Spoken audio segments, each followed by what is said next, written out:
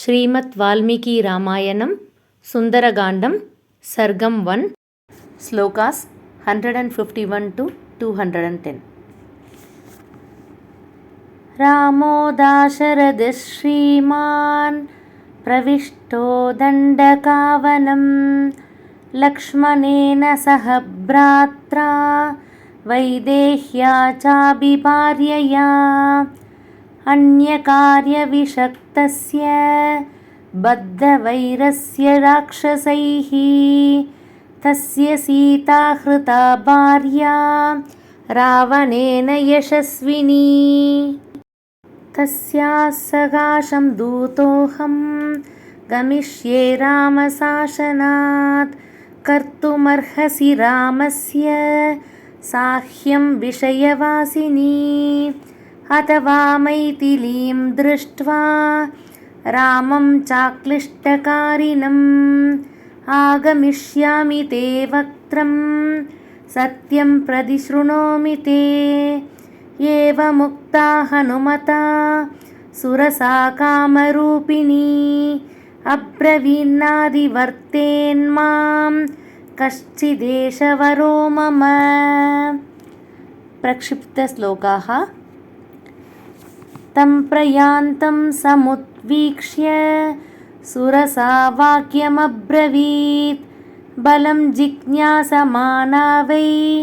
नागमाता हनूमतः प्रविश्य वदनं मेद्य गन्तव्यं वानरोत्तम वर एष पुरा दत्तो मम दात्रेति सद्वरा व्यादाय वक्त्रं विपुलं स्थिता सा मारुतेः पुरः एवमुक्तः सुरसया क्रुद्धो वानरपुङ्गवः अब्रवीत् कुरु वै वक्त्रं येन मां विषहिष्यसे इत्युक्त्वा सुरसां क्रुद्धो दशयोजनमायतः दशयोजनविस्तारो बभूव हनुमांस्तथा तं दृष्ट्वा मेघसङ्काशं दशयोजनमायताम् चकार सुरसा चास्यं 20 योजनमायतम् तां दृष्ट्वा विस्तृतास्यां तु वायुपुत्रः सुबुद्धिमान् हनूमांस्तु तदक्रुद्धः 30 योजनमायतः चकार सुरसा वक्त्रं 40 तदोश्रुतं बभूव हनुमान् वीरः 50 योजनोश्रुतः चकार सुरसा वक्त्रं 60 योजनमायतं तथैव हनुमान् वीरः 70 योजनोश्रुतः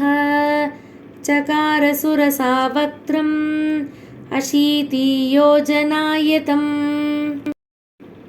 हनुमानचलप्रज्ञो 90 योजनोश्रुतः चकार सुरसा वक्त्रं 100 योजनमायताम् तं दृष्ट्वा व्यदितं त्वास्यं वायुपुत्रः सुबुद्धिमान् दीर्घजिह्वं सुरसया सुकोरं नरकोपमं ससंक्षिप्यात्मनः कायं बभूवाङ्गुष्ठमात्रकः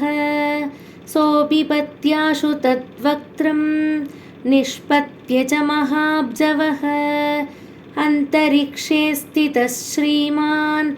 इतं वचनमब्रवीत् प्रविष्टोऽस्मि हि ते वक्त्रं दाक्षायणी नमोऽस्तु ते गमिष्ये यत्र वैदेही सत्यं चासीत् वरस्तव तं दृष्ट्वा वदनान्मुक्तं चन्द्रं राहुमुहादिव अब्रवीत् सुरसा देवी स्वेन रूपेण वानरम् अर्थसिद्ध्यै हरिश्रेष्ठ गच्छ सौम्ययता सुखं समानयस्व वैदेहीं राघवेन महात्मना तं तृतीयं हनुमतो दृष्ट्वा कर्मसु दुष्करं साधु सात्विति भूतानि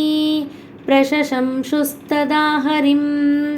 ससागरमनादृश्यम् अप्येत्य वरुणालयं जगामाकाशमाविश्य वेगेन गरुडोपमः सेविते वारिताराभिः पदकैश्च निषेविते चरिते कैशिगाचार्यैः ऐरावतनिषेविते सिंहकुञ्जरशार्दूल पदगोरकवागनैः विमानैः सम्पदद्भिश्च विमलैः समलङ्कृते वज्राशनी समागातैः पावकैरुपशोभिते कृतपुण्यैर्महाभागैः स्वर्गजिद्भिरलङ्कृते वहता हव्यमद्यर्थं सेविते चित्रभानुना ग्रहनक्षत्रचन्द्रार्क तारागणविभूषिते महर्षिगणगन्धर्व नागयक्षसमाकुले विविक्ते विमले विश्वे विश्वावसुनिषेविते देवराजगजाग्रान्ते चन्द्रसूर्यपते शिवे विताने जीवलोकस्य वितते ब्रह्मनिर्मिते बहुशः सेविते वीरैः विद्याधरगणैर्वरैः जगामवायुमार्गे तु गरुत्मानिव मारुती हनुमान् मेघजालानि प्रकर्षन्मारुतो यथा कालाकरुसवर्णानि रक्तपीतसदानि च कविना कृष्यमाणानि महाप्राणि चकाशिरे प्रविशन्न प्रजालानि निष्पदंश्च पुनः पुनः प्रावृषीन्दुरिवा भाति निष्पदन् प्रविशंस्तथा प्रदृश्यमानः सर्वत्र हनुमान् मारुतात्मजः बेजेम्बरं निरालम्बं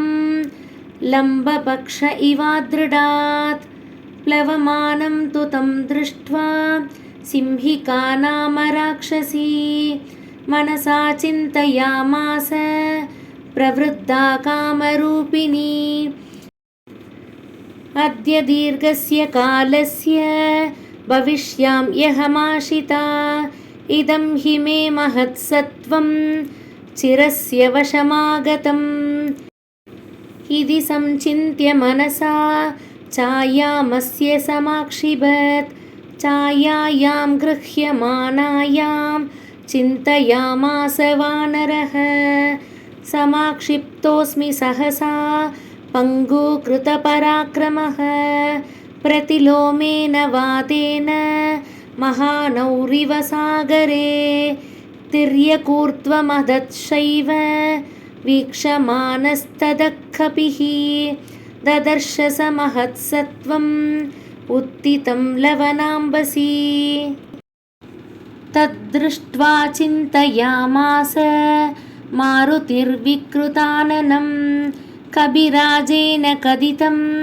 सत्त्वमद्भुतदर्शनं छायाग्राहि महावीर्यं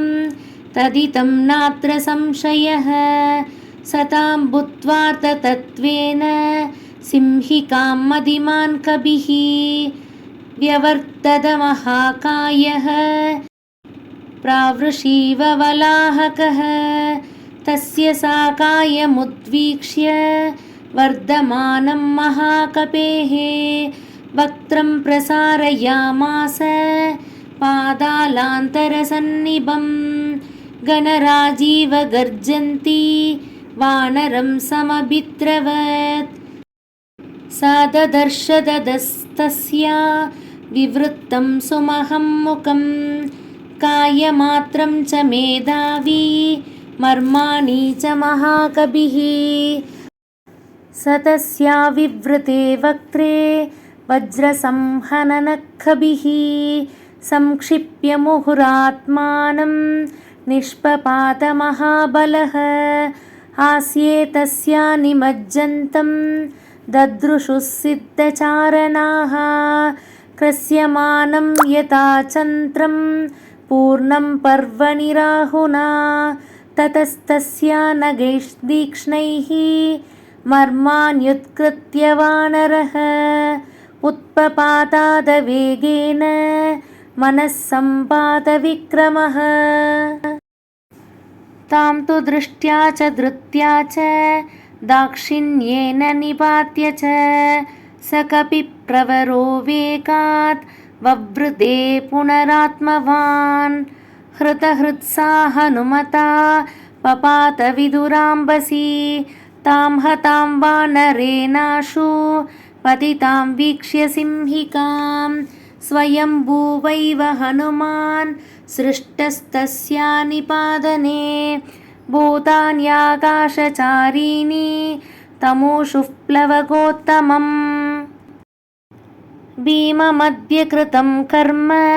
महत्सत्त्वं त्वया हतं साधयार्थमपि प्रेतम् अरिष्टं प्लवताम्बर यस्य त्वेतानि चत्वारि वानरेन्द्र यदा तव धृतिर्दृष्टिर्मदिर्दाक्ष्यं स्वकर्मसु न सीदति सदैः सम्भावितः पूज्यः प्रतिपन्नप्रयोजनः जगामाकाशमाविश्य पन्नगासनवत्कपिः प्राप्तभूयिष्ठपारस्तु सर्वतः प्रतिलोकयन् योजनानां शतस्यान्ते वनराजिं ददर्श सः ददर्श च पतन्वेन विविधद्रुमभूषितं द्वीपं शागामृगश्रेष्ठो मलयोपवनानि च सागरं सागरानूपं सागरानुभजान्द्रुमान् सागरस्य च पत्नीनां मुखान्यपि विलोकयन् समहामेघसंकाशं समीक्ष्यात्मानमात्मवान् निरुन्दन्तमिवाकाशं चकारमदिमान्मतिं कायवृद्धिं प्रवेगं च मम दृष्ट्वैव राक्षसाः मयि कौतूहलं कुर्युः इति मेने महाकपिः ततः शरीरं संक्षिप्य तन्महीतरसन्निभं पुनः प्रकृतिमापेते वीतमोह इवात्मवान् तद्रूपमधिसंक्षिप्य हनुमान् प्रकृतौ स्थितः त्रीन् क्रमानिव विक्रम्य बलिवीर्यहरो हरिः श्लोकास् 207 to 210 मोक्षाब्धिरागम् सचारु नानाविधरूपधारी परं समासाद्य समुद्रधीरं परैरशक्यः प्रतिपन्नरूपः समीक्षितात्मा समवेक्षितार्थः ततः सलम्बस्य गिरे समृद्धे विचित्रकूटे निपपातकूटे सकेतगोद्दालक नालिकेरे महात्रिकूट प्रतिमो महात्मा ततस्तु सम्प्राप्य समुद्रतीरं समीक्ष्य लङ्गां गिरिवर्यमूर्ध्नि कपिस्तु तस्मिन् निपपातपर्वते विधूय रूपं व्यतयन् मृगत्विजान् ससागरं दानव पन्नगायुतं बलेन विक्रम्य महोर्मिमालिनं निबत्य तीरे च महोदधेस्तदा ददर्श लङ्गाम् अमरावतीमिव इति श्रीमद् रामायणे वाल्मीकेये आदिकाव्ये सुन्दरकाण्डे प्रथमसर्गः